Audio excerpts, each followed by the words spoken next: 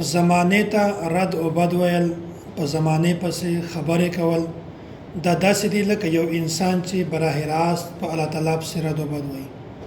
نعوذ بالله څومره غلطه خبره ده.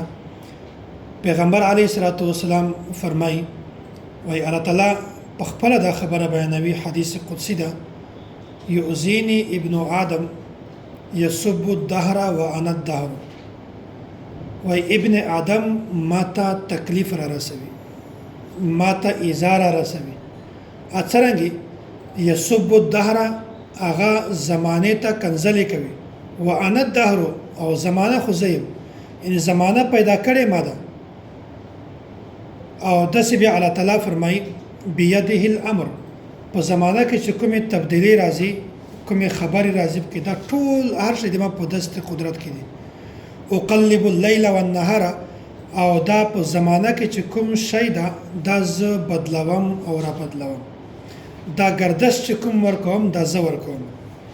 نو الله تعالی فرمایي وای ګوري کڅوک زمانه ته کنځلې کوي دا داسې د لکه دا انسان چې ماته کنځل کوي. نو پکار د هر انسان ته چې هغه نه وخت منحوس وګڼي او نه زمانه منحوس وګڼي. د متعلق ز یو بل روایت هم مخکې بیانوم. نو انسان کله کله د خپل کم عقلی د وجنه د یو شي نسبت ستورو ته کوي، د یو شي نسبت لمر سترګې ته کوي، د یو شي نسبت میاشت ته کوي، او دا وایي چې دا کوم کار شوی دا د دغه ستورو د وجنه شوی دا، او دا کوم شی چې ما کړی دا د دغه ستورو په بنیاد باندې ما کړی دا. مطلب یې دا ده چې دا وایي چې دا کار کیږي د دغه کار په کولو کې بنیادی کردار د دغه ستورو ده، بنیادی کردار د میاشت ده، بنیادی کردار د لمر سترګې ده. حالانکه د حقیقت سره دغه هیڅ تعلق نشته، ځکه چې په دنیا کې کوم کار کیږي دا هر کار دی الله تعالی په دست قدرت کې. دغه حد پورې چې د ونې نه یو پخه هم دی الله تعالی د حکم نه بغیر کله هم زمکه ته نشر الودنه. نو چې کوم کار کیږي په دنیا کې کا هغه حادثات سره وي، د واقعاتو سره وي، د تبدیلی سره وي، د خوشي وال کار وي، د غم ور وي، دا ټول د الله تعالی دی طرف نه ده. او که یو انسان د دغه نسبت د زمانه طرف ته وکي یا د وخت طرف ته وکي، نو ګوري دا داسې د لکه انسان چې د غلط کار نسبت الله تعالی طرف ته کوي. نو زمانه د منحوس نه ده او نه وخت منحوس ده. دا یو بل روایت هم د دې متعلق تر تبینوم چې زمانه او وخت په دا کې کله هم نحوست نشته. د یو شی نسبت بل شي ته کول، ستورو ته کول، یا لمر سترګې ته کول، یا میاشت ته کول، دا غلطه خبره ده. هر کار چې کوم کار کوي الله تعالی یې کوي. حضرت زید بن خالد الجهنی رضی الله تعالی عنہ دا فرمایي دوی د صلح حدیبیه په مقام باندې پیغمبر علیه الصلاۃ والسلام مونږ ته د سحر لمونځ را او په دې شپه باندې باران هم شوی و. او پیغمبر علیه الصلاۃ والسلام فرمایي هل تدرون ماذا قال ربکم، وای تاسو دا خبره معلومول غواړئ چې د ما رب وس د تاسو رب وسو ویل.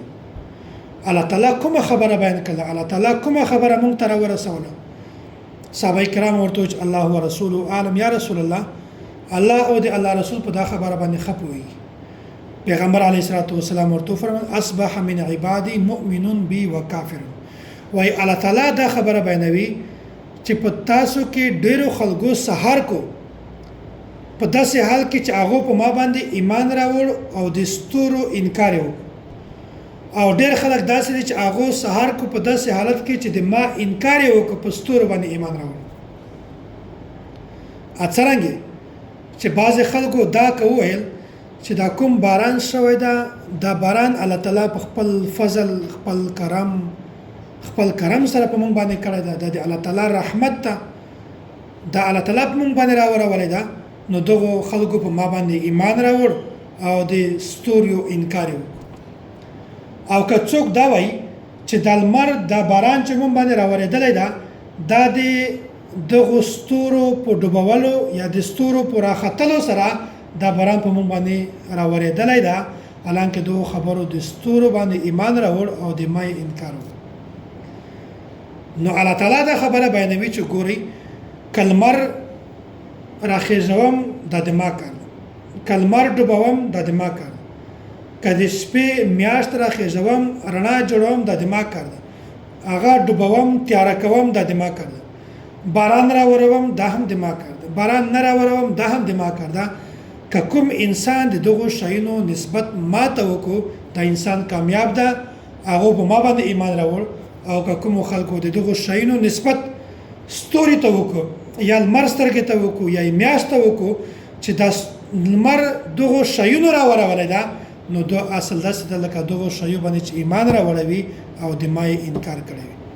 نو ګورئ اصل خبره دا ده چې په دنیا کې چې څومره هم کارونه کېږي دا ټول د الله تعالی د طرفه نه دي، خو که هغه د پریشانۍ وال کار وي یا د نحوست وال کار وي یا د دوکو وال د انسان د تکلیف وال کار وي او بیا سړی د دغو کارو نسبت زمانه ته وکړي یا د دغو کارو نسبت وخت طرف ته وکړي، حالانکه دا غلطه خبره ده چې کوم کار کوي دا الله تعالی په خپل فضل خپل قدرت سره کوي.